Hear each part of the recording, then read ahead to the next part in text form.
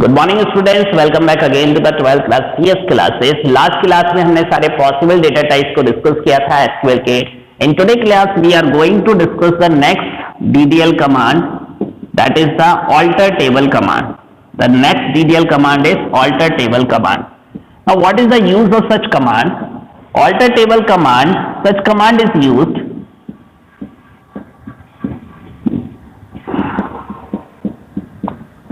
to alter, such command is used to alter the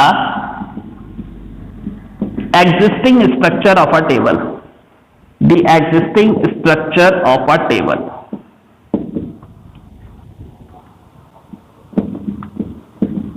जो table आपने create कर लिया है with the help of create table command, create table होने के बाद अगर आपको उसके स्ट्रक्चर में किसी तरह का कोई चेंजेस करना है, ऑल्टरेशन करना है, so for that we are going to use alter table command. Alter table command में हम तीन तरह के कीवर्ड का यूज करते हैं। 3 कीवर्ड्स आर देयर, तीन तरह के कीवर्ड्स का हम यूज करते हैं। The first keyword is add, second keyword is drop, third keyword is modify. One more keyword is there, that is the change. Now what is the role of these keywords?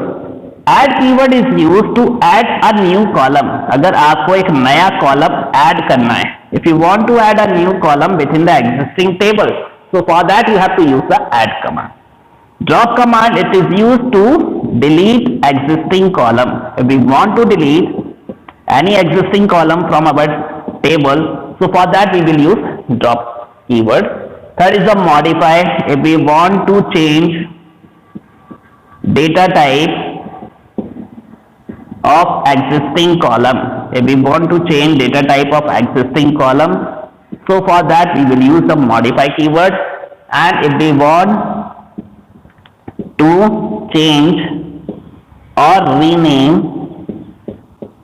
existing column, अगर हम existing column को rename करना चाहते हैं या उसके data type को change करना चाहते हैं तो उस कंडीशन में हम चेंज कीवर्ड का यूज करेंगे.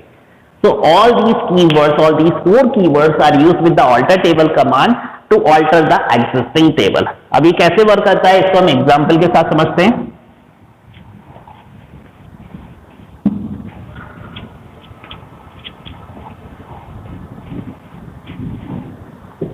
Suppose we have a table.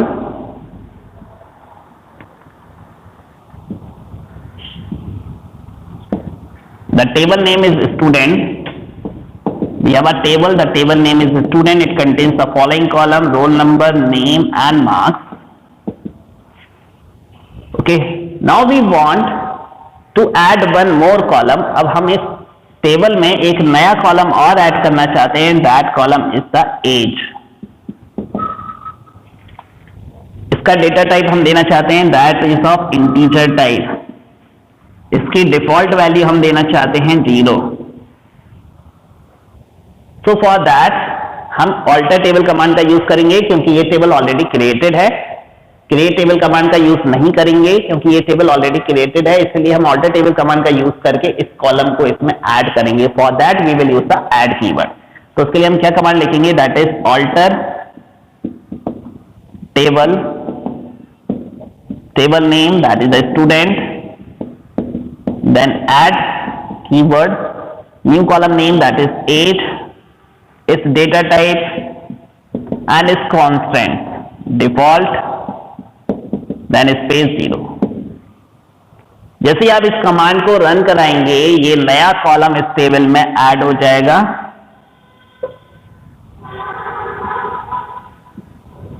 इसका डेटा टाइप इंटीजर होगा और इसकी जो डिफॉल्ट वैल्यू है it becomes 0. So in that way we can increase the column. अगर हमें एग्जिस्टिंग टेबल में कॉलम ऐड करने, इंक्रीज करने हैं, so for that we can use the alter table command with the add keyword. The next command, the next query is, now we want to delete that marks column from the table. इस marks column को अगर हम इस table से delete करना चाहते हैं तो अगर किसी कॉलम को, एग्जिस्टिंग कॉलम को अगर आप डिलीट करना चाहते हैं, so for that there is the keyword that is the drop keyword. So for that the query will become alter table table name is student, then the keyword drop and column name जो existing column है उस column का name देना है। alter table student drop किस column को हमें delete करना है, marks वाले column को, तो ये column इसमें से delete हो जाएगा। अब इसके बाद जो हमारे पास टेबल बचा उसमें सिर्फ और सिर्फ अब 3 कॉलम रह गए, that becomes roll number, name and as.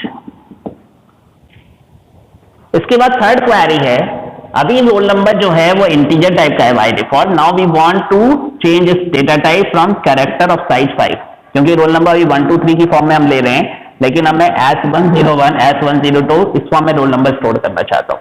तो जो एग्जिस्टिंग कॉलम है रोल नंबर, मैं उसका डेटा टाइप चेंज करना चाहता हूँ from integer to character.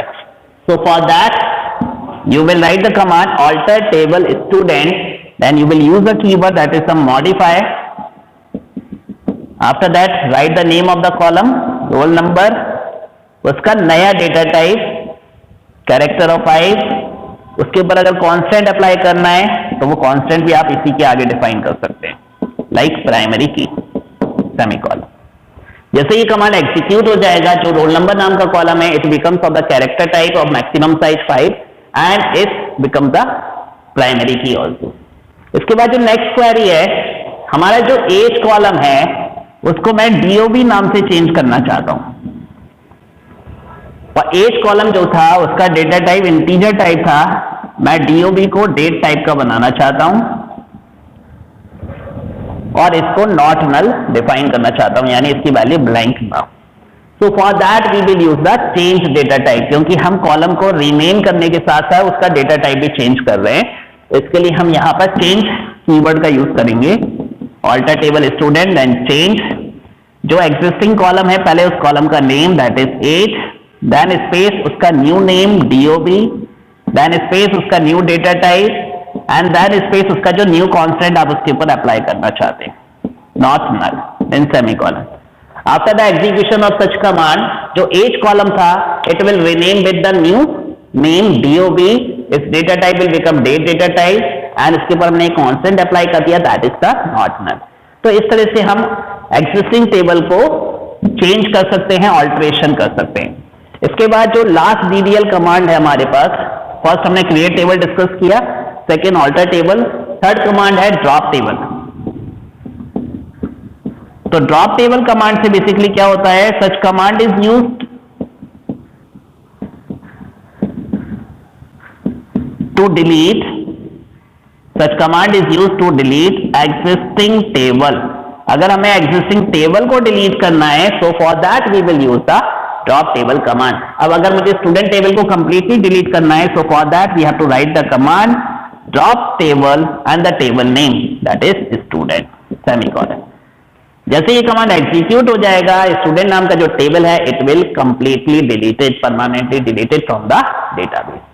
So all these are the DDL commands. DDL commands complete होने के साथ अब हमारा जो नेक्स्ट टॉपिक है that is the DML commands, that we will discuss in our next class.